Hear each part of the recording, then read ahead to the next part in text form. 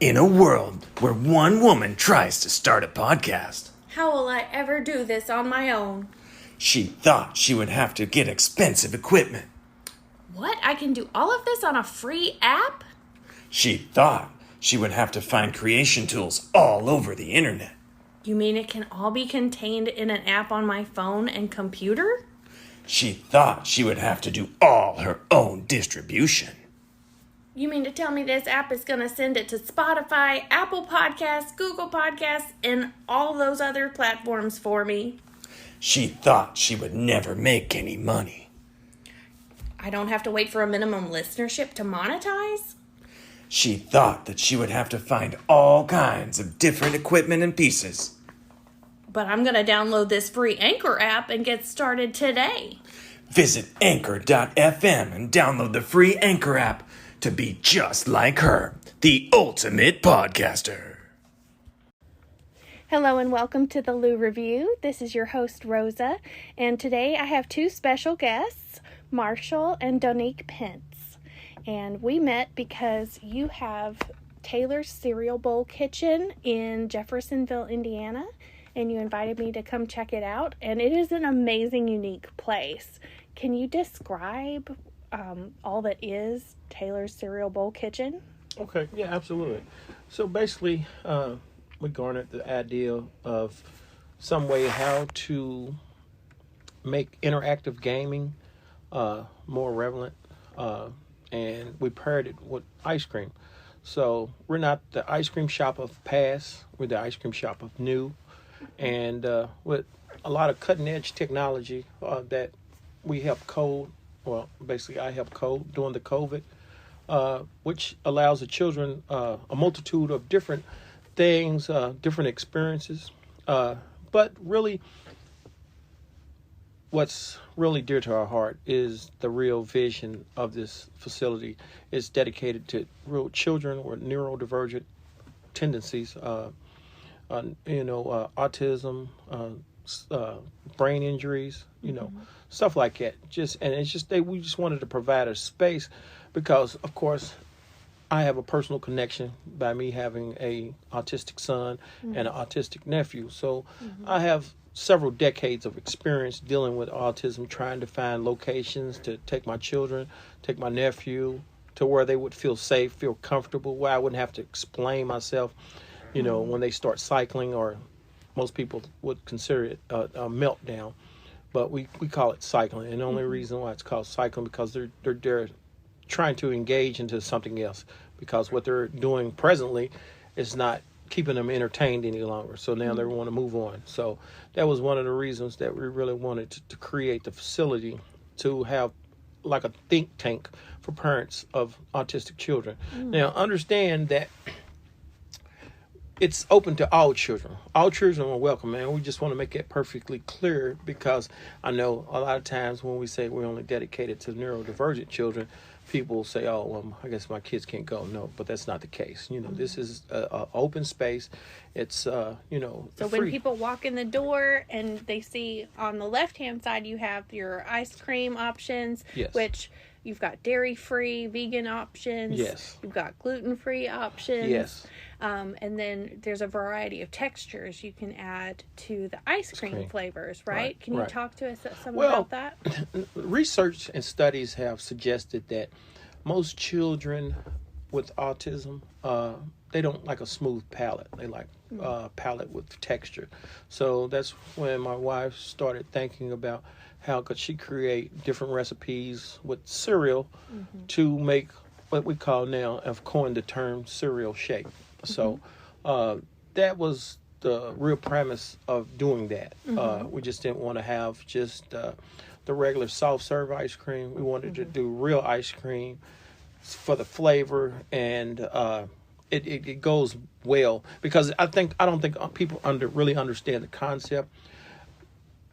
When you use real ice cream with the cereal, it makes sense. When you use the the frozen yogurt or custard, it kind of makes the cereal it kind of sogs it down, because most of that ice cream is carrying water, that's the difference. So it kind of sogs the cereal. So we had to go to a premium ice cream with more cream in it versus the water. So Okay. that was one of the reasons. Yeah. And then once they get their ice cream and stuff ordered and they're waiting, they can take a few steps more into the eating area, but it doesn't look like an eating area. It looks like a combination of a classroom and a playroom. Right. Like there's so much to do there. I think we could have like done without eating anything and just had the kids play all day. So can you describe for us the different play areas that you have set up? Yeah, absolutely. So at Station 1, we have the interactive Rubik's Cubes, and also we have the technology, which I have we just purchased it, but it's called Osmo. And I would recommend all parents to kind of help train their children with Osmos because they have so many interactive products to help educate your children. And it makes learning real fun. My daughter loved it so much. She was like, forget all that stuff I said I wanted for Christmas. I want an Osmo. Yeah, right. Absolutely. And then to the right of Osmo, we have a total interactive floor where the kids can participate in all array of different games that they can play, which really works on their fine motor skills and their critical thinking, because a lot of it is dealing with math. They can travel in time to pick out states, identify states, numbers, spellings, division.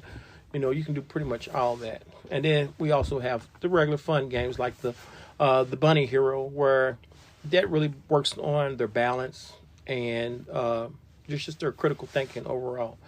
And then from there, they can move to the desk, which is area 3. It's kind of set up like a classroom and you have yeah. like a kind of a movie screen on the wall. Yes.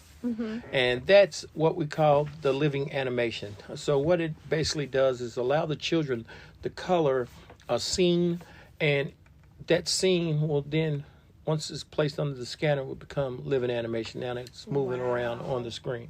And they'll get to see their work come to life. Yeah, exactly. Just the way they colored it. And, and then, of course, it also accepts their name, so they don't have the hard time trying to figure out where their picture is on the screen. Because, of course, we can load up to about 25 different images at one time. So the children can kind of see where their name and their little, whatever they drawn on the screen. Yes. That's really high tech. But we also had some like blocks like Tetris that the kids were really enjoying playing with. Yes. So we've now moved Tetris back in time to where you actually physically have to move it. Because, of course, as you very well know, Tetris was a big electronic game in the late 80s, early 90s. Well, we've took a play from that, and now it's made of wood blocks, which really the children have to actually physically move the parts in place. And fit them together. Yeah. Learn that spatial measurement. Yes. Mm-hmm. And then you also have a 3D printer. Yes. So the children can also make their own toys. And how do they do that? Well, we have apps on our iPads, and if they have a smartphone, they can just download, and it would they can go on there, create their toy, and then it would print it out for them. So, yeah. Wow. That's just so impressive and overwhelming at the same time. Right. But like you said, their brains are moving so fast from one thing to the next. Yes. Yeah. And like I explained to you, it's like us as parents, we're wearing a 9-inch high heel, and the children are wearing track shoes.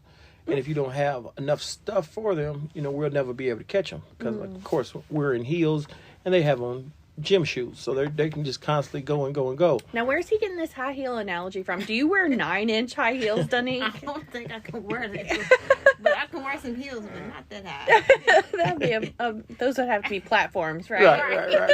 Right.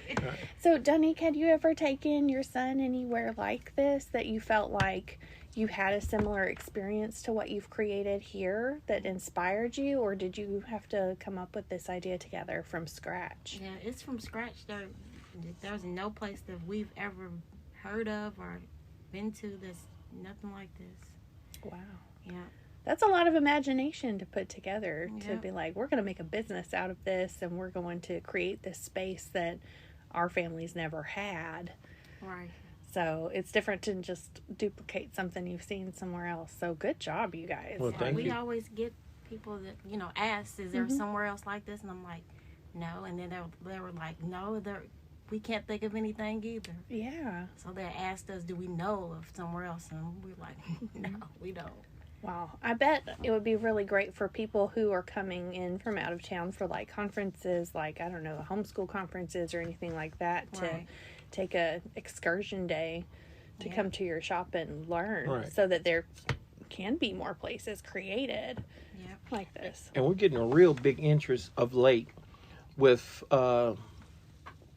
people that are doing homeschools. Yeah. Because a lot of those kids can't go to normal school. Exactly. And these homeschools are forming homeschool groups. Yeah, like co-ops. Yeah. So we've been getting a lot of interest in that. So I've been kind of trying to figure out how could I implement that into a day-to-day operation, kind of to help out. But like I say, it's a great idea. I'm really big component of people being able to just have a think tank where we can just kind of bounce ideas off one another and learn from each other, you know. Definitely. So, yeah. And I love how there's so much creative opportunity when kids come in there. They could draw and create things, or they could build things in the 3D printer. Like you showed me the difference in a 2-dimensional creation and a 3-dimensional creation. Can you tell us some more about what you can see coming out of these kids' minds through that? Absolutely. So I believe you were referring to the story about Mr. Ryan, who is a 18-year-old nonverbal autistic gentleman. And his coloring, or let's say the way he colors, is maybe on the 2nd or 3rd grade level.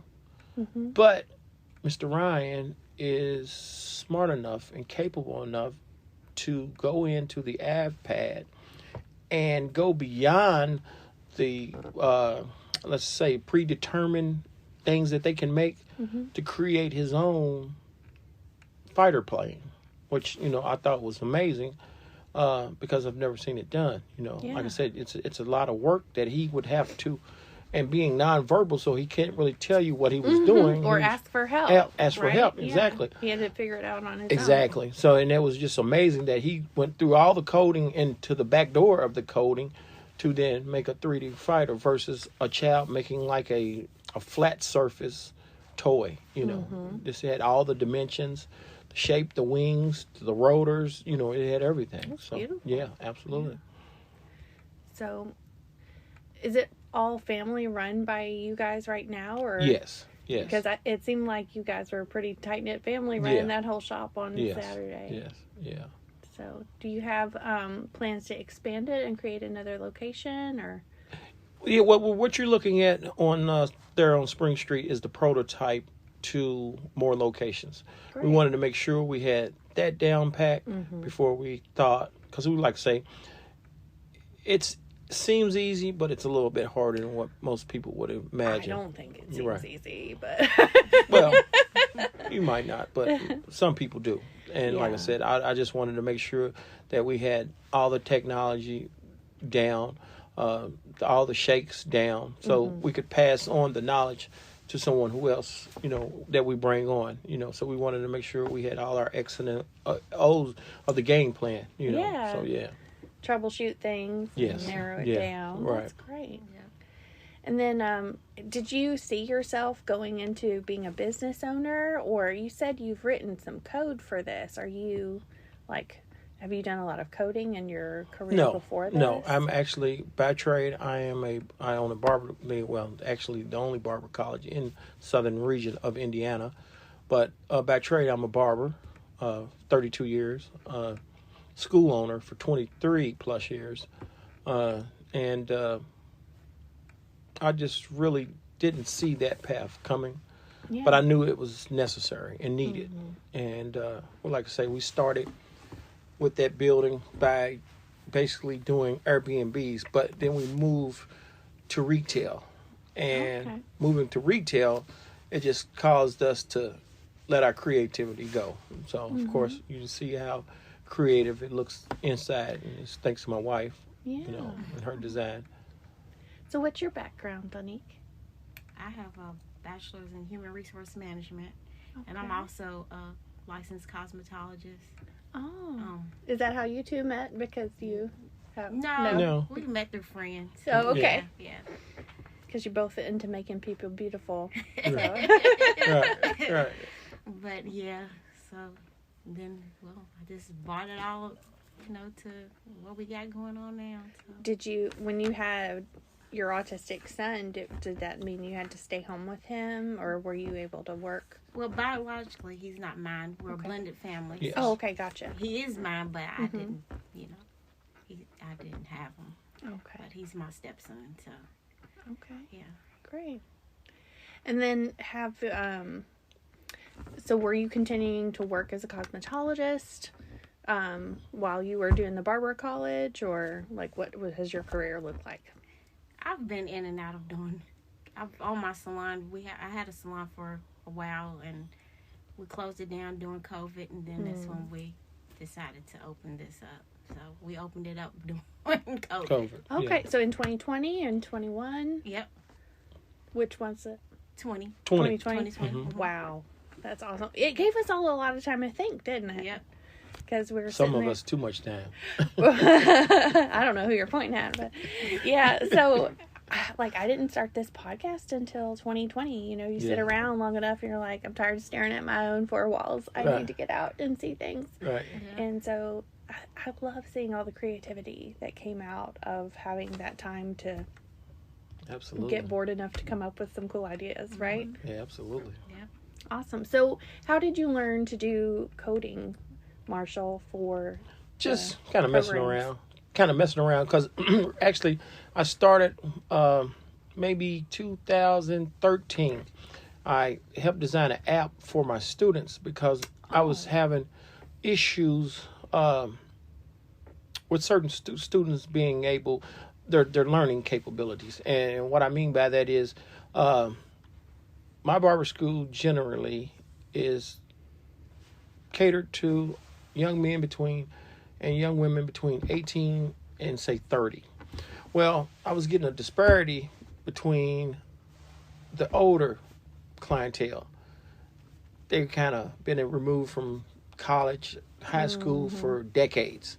So the new guys coming out, they kind of get it real quick. So I had to figure out a play because it was almost beginning to get embarrassing because, they were kind of reading a little slow and people were like, and you could see it. But especially among males, their ego sometimes get a little bruised. So I had to figure a way to be able to move students along at their own pace. So that's the reason why we created the app, so they can kind of actually study. And that's the reason why I call my program the Working Persons Program, because normally barber schools, you have to go straight through from 8:30 to 4:30. Well, because I designed the apps to where they could do their testing online, just like online classes for most popular colleges, we have that same premise. So I try to make it so comfortable and so easy for a student to be able to, if you're on chapter 1 and I'm on chapter 1, well, chapter 1 was a little hard for me. I can still continue to go over it, but I wouldn't want to hold you back to go on to chapter 2. So that's really the reason, because like I say, sometimes I might get people that can do 2 or 3 chapters in 1 week. Why would they want to sit around and wait on a person still on chapter 1? So I had to devise a plan and a plan of action to just kind of keep that process moving along, so people wouldn't get discouraged, be like, geez, why am I still waiting on this person? I want to move on to chapter 5. So that was one of the reasons I think we've how all I got been into in those classes where somebody keeps asking questions. You're like, this has been asked and answered. Asked and answered. Right. So that sounds amazing. So that app in itself sounds like it deserves its own episode, because there's a lot you could do with that. Okay. Yeah. But so you learned to code in order to create that app? Right. Fantastic. Right. And self-taught. Yeah. And how long ago was that? 2013. Yeah. Okay. Because I had to figure a way to, like I said, to kind of break it up, to let people keep on advancing instead of pulling them back. And like I say, it was a struggle at first, because like I said, it sometimes in a couple instances, it became a little too much because, like I say, a couple students kind of came to blows almost. Started a mass argument because, like I said, like you said, people just keep asking questions, and then it's like you asking the same thing. Same thing, Yeah. So it gets kind of annoying to people that are trying to move on and progress through the program when they have to keep, answering the same questions. So that's the reason why I created that. You're really good at seeing a need and meeting it in really creative ways. Well, thank you. That's a talent and a gift that you're able to give other people. So thank you for giving that to this community. Well, thank you. And it's an honor to meet you both. Thank you. So, You too. So if people want to come to Taylor's Cereal Bowl Kitchen to see your great work you're doing out there, it's on Spring Street in Jeffersonville, Indiana. Excuse me. Sorry. That's right. Man, there's so many Jeffersons around here. Oh my I know. gosh. That's right. But in Jeffersonville, Indiana. And they can follow you on Instagram And Facebook. and Facebook. And TikTok. And And TikTok. TikTok. Yeah. Yeah, you guys are high tech. Right. All right. So, if you have not already, subscribe to the Lou Review podcast to be notified when the next episode drops and learn even more about the cool people that make Kentuckiana great. We'll see you in the next one. Bye.